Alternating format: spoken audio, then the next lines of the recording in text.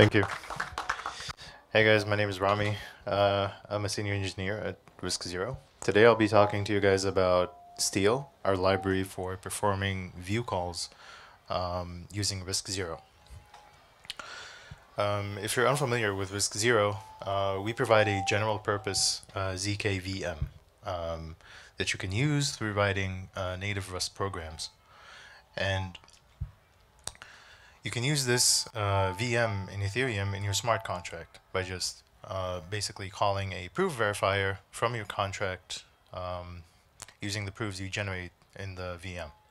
And this allows you to write your application in what we call a ZK co-processor model. Or basically, if you have a very intensive compute aspect in your application that you don't want to perform in your contract to save on gas, you can delegate that computation to the ZK VM and only verify the proof of that computation being performed correctly. So your contract lives on chain, delegates the computation to some single off-chain prover, and verifies the proof to proceed.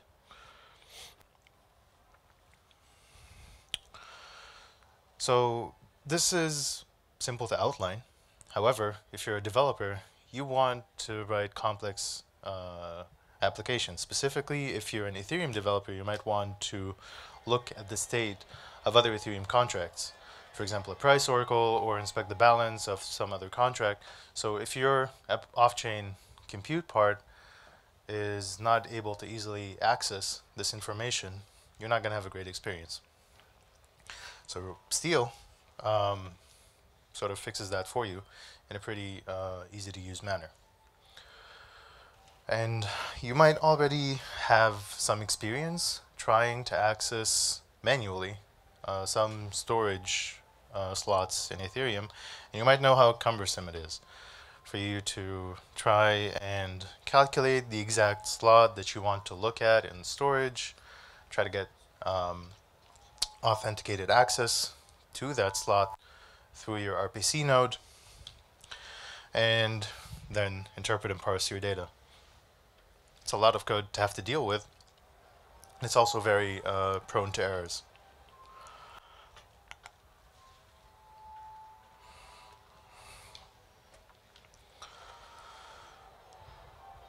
So this entire process is something you don't have to worry about if you're using the Steel library. And another part that you also don't have to worry about is how to authenticate this data. So if you're not very familiar with the ZK co-processor model or writing ZK proofs in general, not everything you directly throw in ZK gets magically authenticated. For example, let's say you do want to access a certain slot, then if all you do is ask the host or the native machine that is running your ZK VM for that data, the machine could lie, right? Could give you a different value than what is really there. And that's why you have to use the proof to authenticate the lookup. And then only when that happens within the ZK VM do you have something meaningful, like a sound proof that you can use on-chain and be guaranteed that no one is lying about the data that was used in the computation. And some other platforms offer ways for you to look these slots up. They're not very user-friendly because you need to know the exact slot instead of delegating that to Ethereum. This is something you don't actually deal with at all normally. When you're writing something on chain, right? You basically call some view call, tell it, for example, I want to get the balance of, and then the contract, that other contract figures out what the storage slot to be accessed is, and you're happy on chain. But then you're just paying gas for all this, or your users are paying gas for all this. So this is not a very nice DevX if you want to short circuit all that. To have to look up the slot, to know the slot manually or calculate the slot manually. So what Steel allows you to do is very simply issue the view call from within the ZKVM program. And what that looks like is all this code. I'm not sure if this is visible. Like, does anyone have any problem with the visibility of the code. It's kind of bright from my perspective, but I think it might be better from yours. Yeah? So first part of that is that you just declare the ABI of your view call, right? In your guest program, and if you're somewhat unfamiliar, if you are unfamiliar with what a guest program for the ZKVM is, we have a workshop going on that you can come to at any time. I'll talk more about that after the presentation. But essentially, inside your guest program, the first thing you do is just provide the ABI for the view call that you want to reference from within the zero-knowledge proof. And you define these structures that refer to the ABI and which contract to interact with using the address to issue that call. Right, so far, so good. You define what you would have written normally in Solidity, and then you then point to a contract. And then within the actual body of the program being executed, you instantiate this view call object, and you use it with a certain chain spec. So you don't want your program maybe to run arbitrarily on any chain. You're maybe writing this for specifically Optimism or Ethereum or testnet for security reasons, and just basically calling the command to execute this and read the result gives you what you want. Under the hood, there is a lot going on. Specifically, within the RISC-0 ZKVM, the EVM is being executed. So if you're familiar with another tool that we released a few months ago called Zeth, which is a ZK EVM, we did the same thing. We took a standard Rust crate for EVM execution, which is called Revim, combined it with Alloy, another Rust crate for coding, decoding a lot of Ethereum types, and created a ZK EVM pretty quickly in 3 weeks. So under the hood of Steel, we're just letting you feed input to that EVM that would have been executed on-chain, and just do it off-chain, using a certain block as a reference. And at the very end, just get the result of that execution in your ZK program. So if you had also used Zeth, you know it takes a lot of time, and it needs some coordination to retrieve the necessary storage data from some RPC node. So with the magic of Steel, you don't have to worry about how that coordination happens. The EVM execution simply looks things up verifiably as it goes along for however long it needs to execute your view calls. And this is called the pre-flight phase. Essentially, your program is executed outside of ZK just to get an idea of which storage slots are required, and then just preload all the data that's necessary for authentication, and then feed that as input into the executor and the prover. So in terms of performance, you could do a lot more compute, of course, off-chain than you would in an on-chain world, because there is a gas limit. Even if you have infinite Ethereum, or if you're into burning tons of money, there's a gas limit on your block, right? And there's also a stack limit. So you can't really go as deep as you want in terms of your view calls. But in the off-chain world, these limits are, kind of stretched. They're more. Specifically, we've tested this with up to 100,000 view calls, which might be a bit more than you're used to doing in your applications, but maybe you have this thing that wants to inspect the balance of every single token user for some reason that is up to you. We're not judging you for that, but it's your thing. You could do that now with this. Proving time per call is also pretty good, and expected to get a lot better as we improve our tool chain. So one thing you have to keep in mind when using all of this is It could be that your off-chain proving happens as of a certain block, right? It will certainly not happen as of the latest block because that block has to be mined before it's fed in to the proof, and then it can't, reference itself. But right, for all the authentication to make sense, once you do receive your proof, it is going to tell you, according to the data read as of some block hash, this is the result, verifiably, right?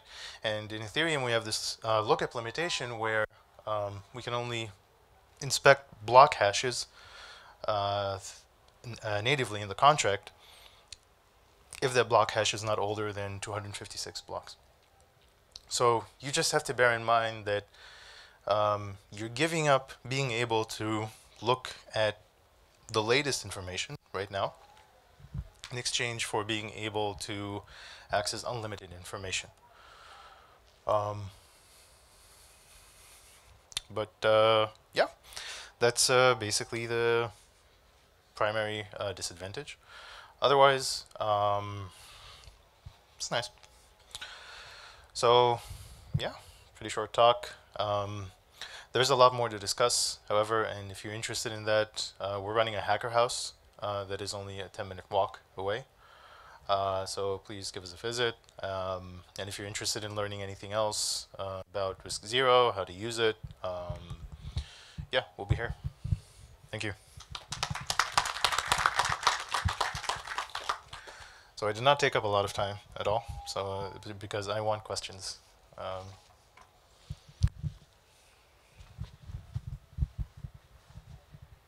It's a pretty direct demand, but yeah.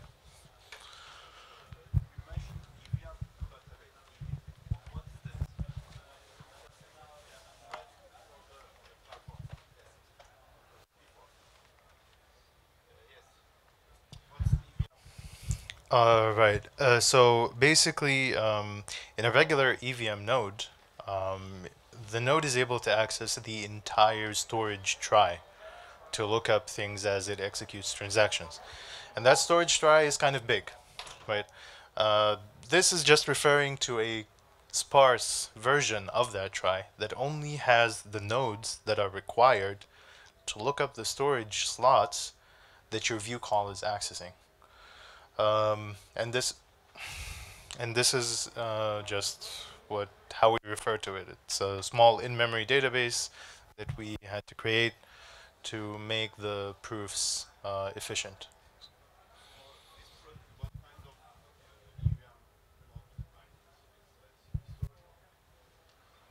Yes. Otherwise, it's not going to give you the proofs that you need.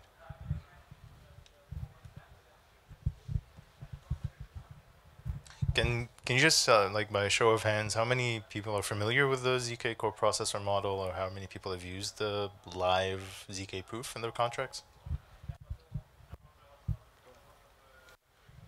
Okay, not many. How many are planning to? That's better. Yeah. Well, hopefully this makes your lives easier. How many are not planning to? Like how many, feel this tooling is incredibly mundane or useless or just not appropriate for the use case? Good. Otherwise, you would not be seated here. That makes sense. Right. Yeah.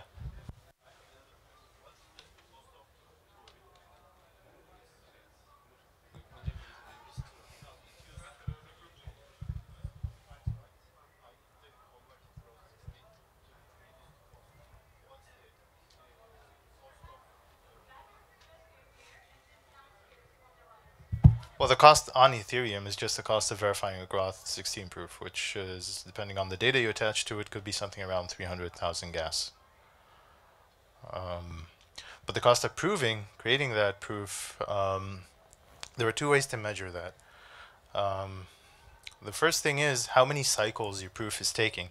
So here we have this metric like it's a 6 million cycles for a single view call, and that translates to about 30 seconds of proving on a single commercial GPU. So this is something you find in your laptop, not even, not the 4090 or those large instances. So once you have that, you've created your Stark, right? But because that is too large to verify on chain, you have to do the Stark to Snark phase of all this. And then that is a separate cost that is basically like a fixed addition in terms of proving. Because the Stark proof that you receive doesn't get larger like with other platforms, with the size of your computation or the size of your input.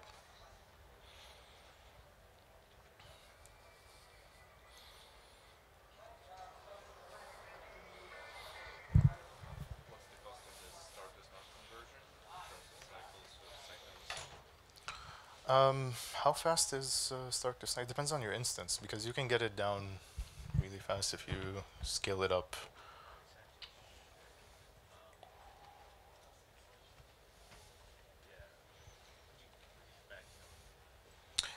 We run a standard Snark prover. It's the you were saying this morning. Yeah, but the prover underneath is just the standard Circon prover. Rapid Snark. So you're basically proving like a million constraints using Rapid Snark. So how fast you can get that is your thing.